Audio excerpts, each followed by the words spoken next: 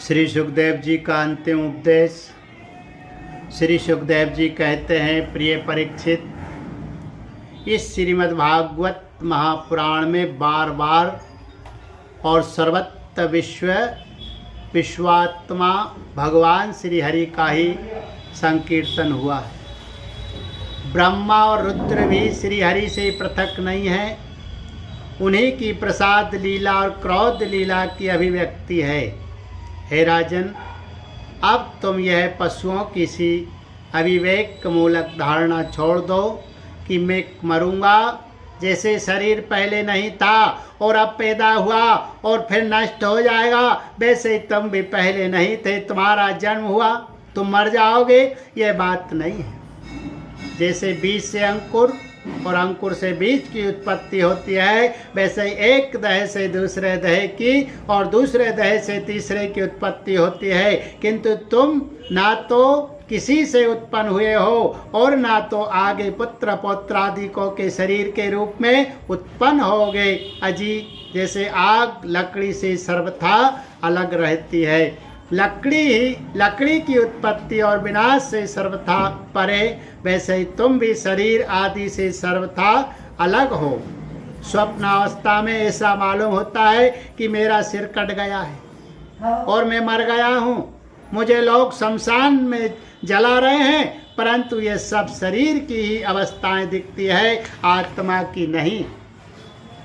देखने वाला तो उन अवस्थाओं से सर्वथा परे, जन्म और मृत्यु से रहित शुद्ध वृद्ध परम तत्व स्वरूप है। जैसे घड़ा फूट जाने पर आकाश पहले की भांति अखंड रहता है, परंतु घटाकाशता की निवृत्ति हो जाने से लोगों को ऐसा प्रतीत होता है कि वह महाकाश में मिल रहा है, महाकाश में मिल गया है।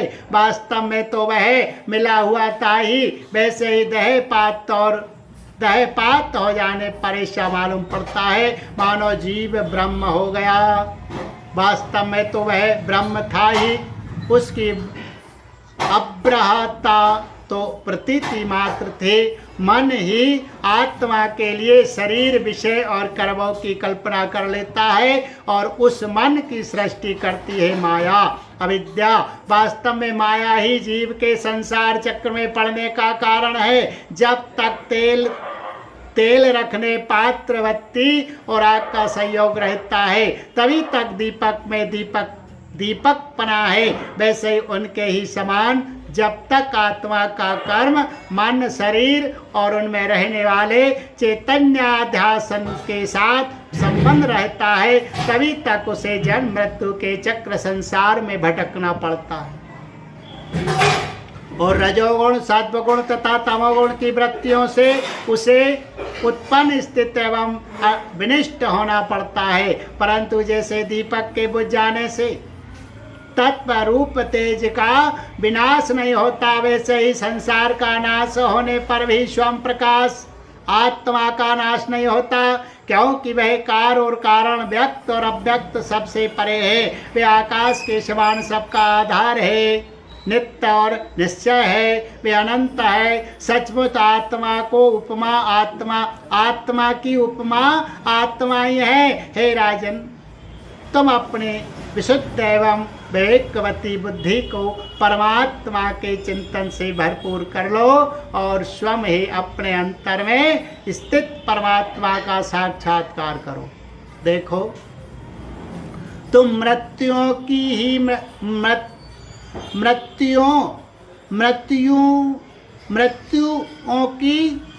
भी मृत्यु हो।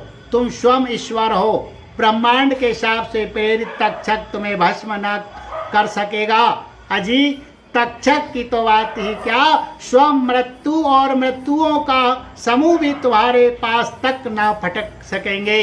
तुम इस प्रकार अनुसंधान चिंतन करो कि मैं ही सर्वाधिष्ठान पर ब्रह्म हूँ, सर्वाधिष्ठान ब्रह्म में ही हूँ इस प्रकार तुम अपने आप को अपने वास्तविक एक रस अनंत अखंड स्वरूप में स्थित कर लो।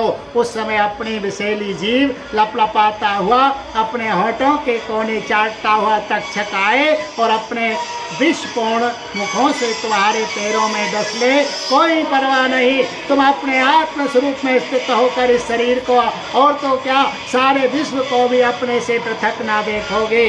आत्म स्वरूप बेटा परीक्षित, तुमने विश्वात्मा भगवान की लीला के संबंध में जो प्रश्न किया था उसका उत्तर मैंने दे दिया। अब और क्या सुनना चाहते हो? बोलिए गोविंद गोपाल कृष्ण भगवान की जय। पुराण पुरुष पुरुषोत्तम भगवान की जय। सत्य सनातन वैदिक धर्म की जय।